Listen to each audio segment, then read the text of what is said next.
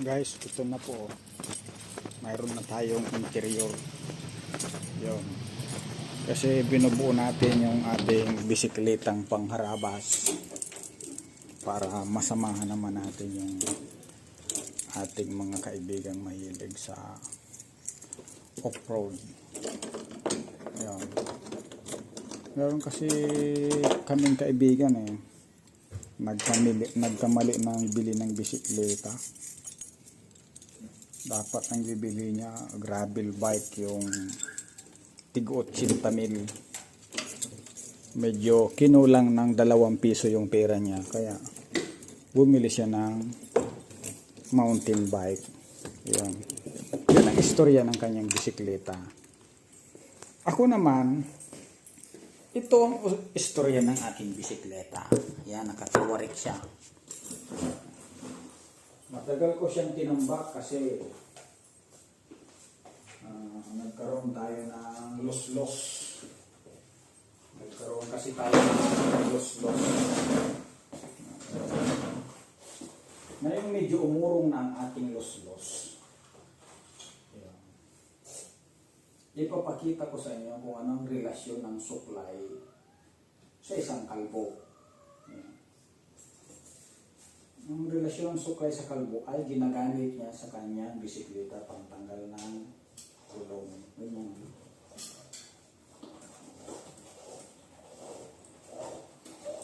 Ayun, nailabas ko na, di ba? Pwede ko na ipasok ang interior. Ito si Wala. Yan, si Wala ang ating kasama. Nakikita niyo ba siya? Ito. Parang pupod lang si Wala. Ayan tayo. Ngayon lang tayo magtanggal. Naka-quick release tayo. Kaya madali lang tumanggal ng gulong. O yung mga hindi dyan naka-quick release. Nako, igit lang kayo.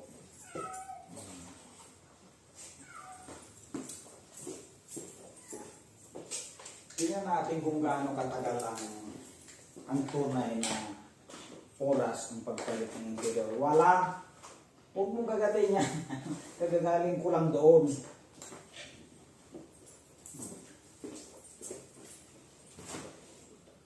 Ito ay real-time video. Kung gaano katagal talaga ang pag-assemble ng interior. Yan. Lagyan mo natin ng kaunting hangin. Mga packs. O yun.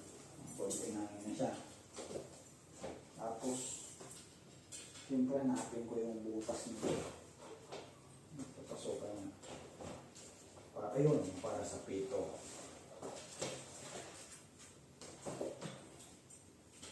Sa taas unahin.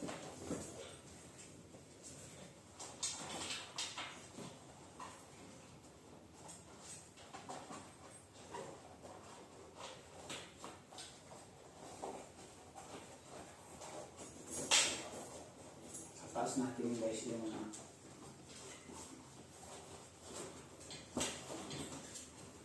yan, puntang tayo sa baba. Gusto ko lang itong buuin para masamahan ko rin yung kaibigan natin.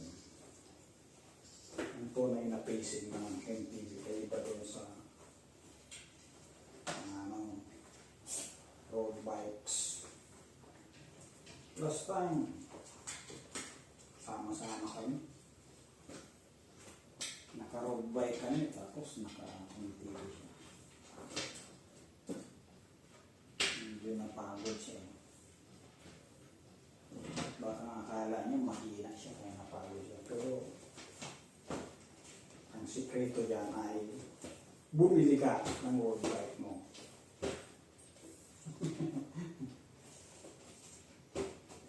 Wala, okay ka lang. Okay lang ka naman wala mag-bisikleta. Puro ka na lang kwenta. Wala naman kwenta.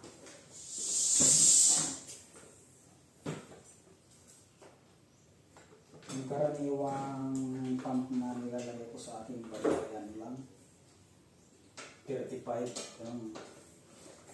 35. Ayos na ayos na.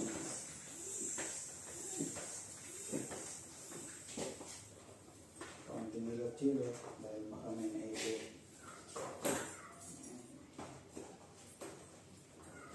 Yan na siya. Ibaba pa natin wala.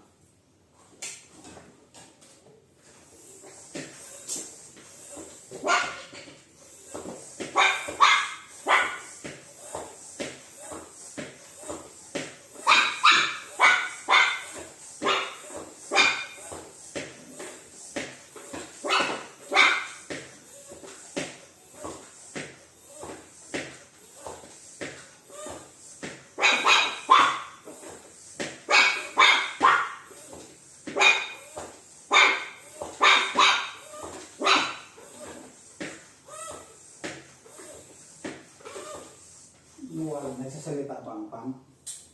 Pinakausap ka ba? Guys, 40 na pala. Medyo di ko agad nakita. Pag yung gulong ay kasing tigas na ng ulo nyo, yun, pwede na yun. Oh, narinig nyo yun. Plastic. Ng tunog.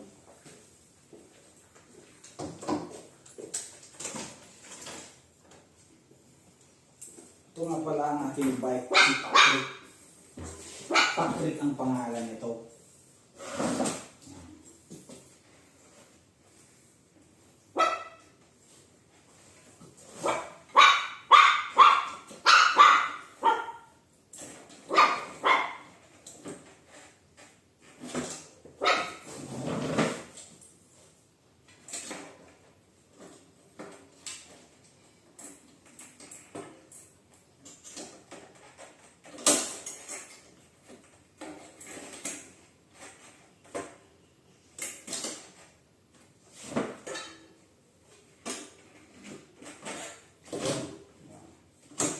Ganun kasarap ang quick release.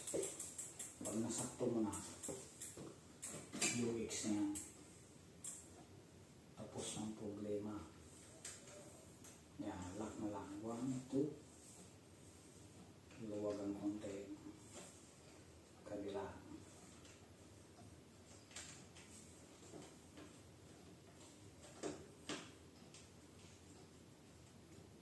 Ayun.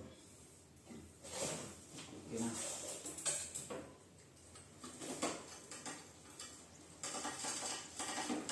Yan na guys. Pwede na. Mamaya, subukan ko na to. Papuntang Apex. O, sino nakakaalam ng Apex? Sumama na lang kayo. Yan.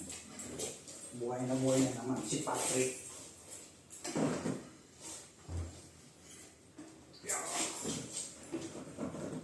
Laki niya.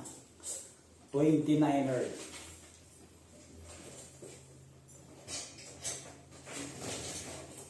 Small 29er. Patrick. Guys, so basahin niyo. Trek. Patrick. Papa. Trek. Kaya Patrick. Okay.